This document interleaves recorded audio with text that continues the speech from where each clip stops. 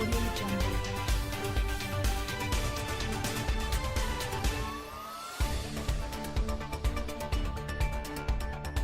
Prince Harry recently made a surprise appearance at the GQ Men of the Year Awards. The royal appeared via video link to the bash to speak about vaccines, urging people to ignore media misinformation. The Duke of Sussex appeared at the awards ceremony last week to congratulate the scientists behind the Oxford/AstraZeneca vaccine. He beamed in live from California, where he now lives with his wife Meghan Markle and their children, to make a speech. Prince Harry used his platform to make an impassioned plea for everyone to be able to access vaccines. He said, "Until every community can access the vaccine, and until every community is connected to trustworthy information about the vaccine, then we are all at risk. That's a common refrain my wife and I have heard in convenings with vaccine experts, heads of industry, community advocates, and global leaders." The royal went on to add, "Families around the world are being overwhelmed by mass-scale misinformation across news media and social media, where those who peddle in lies and fear are creating vaccine hesitancy, which in turn is dividing communities and eroding trust. This is a system we need to break if we are to overcome COVID-19 and the rise of new variants." Prince Harry's speech was recently called into question by royal biographer Lady Colin Campbell. As a staunch critic of the Duke of Sussex, she reflected on the speech in one of her recent videos. She said on September 4, the content of the speech: "I think Harry should change his name to Hector, I really do. He's always hectoring everybody. Maybe he could also call himself Obsession because he's obsessed with the press and the media and the conspiracy theories." She added about the speech, "The paranoia does come out." However, Lady Colin did admit he was right about some problems to do with anti-vaxxers. Although she was keen to say people are allowed to have their own opinions about having the vaccine. Harry's paranoia is slightly misguided because people do have a right to a differing opinion, she continued. However, others praised Prince Harry's appearance at the ceremony and the words he had to say. Following the ceremony, the scientists who won the award, Dr. Catherine Green and Professor Dame Sarah Gilbert, were among those applauding the royal. "I know, we didn't know that was going to happen," Dr. Green explained. "So suddenly Prince Harry is on stage and he said all of the things we wanted to say about the essential necessity to get the vaccine to the world for people irrespectively of their ability to pay. Really important message."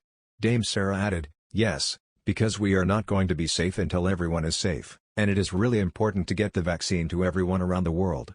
The Duke and Duchess of Sussex are set to be thrust back under the spotlight ahead of a new film on US cable network. Many have criticized the show, titled, Harry and Meghan, Escaping the Palace, that depicts Meghan lying injured among the wreckage of an overturned car during a nightmare in the first scenes.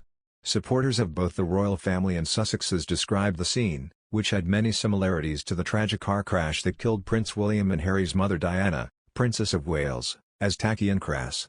Neither Meghan nor Harry have shared their thoughts on the sequence. The pair are currently hard at work producing a range of projects.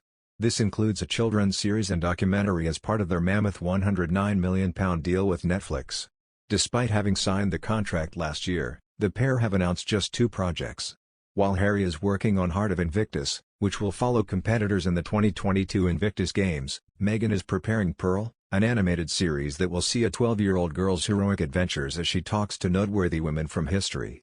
Given the large team they have employed to help create their projects with Archie Productions, many have questioned what could be taking the pair so long, especially after reports emerged that suggested Meghan may have been working on Pearl since 2018.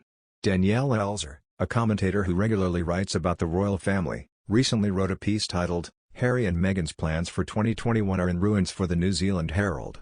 She chronicled all of the mishaps which have inflicted the pair, including a heightened family feud following their bombshell interview with Oprah Winfrey, as well as Harry's various appearances in broadcast interviews. Ms. Elzer also noted the lack of published and announced Netflix works. Brutally, she commented, despite their rumored £100 million plus Netflix deal hitting the one-year mark next week, the couple have not released a single piece of content. The only shows they have announced, a documentary about Harry's charity Invictus and an animated series called Pearl, which according to the Daily Telegraph has been in the pipeline since 2018, sound about as exciting as a gluten-free bran muffin. Others have shared similar views, and suggested Netflix may be expecting more from the duo. But, others have come to their defense, and pointed to other high-profile signees who have taken up to a year to publish their first works. It took Shonda Rhimes, and Barack and Michelle Obama 11 months from the signing of their contracts to reveal their debut slate of 7 projects for the company. and Netflix bosses have repeatedly come out in support of the pair. While Marlene Koenig, a royal expert, said she didn't know how the contracts with Netflix worked, she added that Meghan's announced work especially was great and important, praising her for focusing on female empowerment aimed at a young audience. She told, "They're looking for projects that support what their work wants to be like in supporting minorities and mental health, telling stories that will be of interest." At the time of the announcement, however, many were enraged that Meghan and Harry had managed to secure the contract. Jane Moore of Loose Women said it had irritated her to see the couple picked over young talent. Asked whether they deserved it, she said, "No. End of discussion." She continued, "It irritates the hell out of me. I'm a writer myself.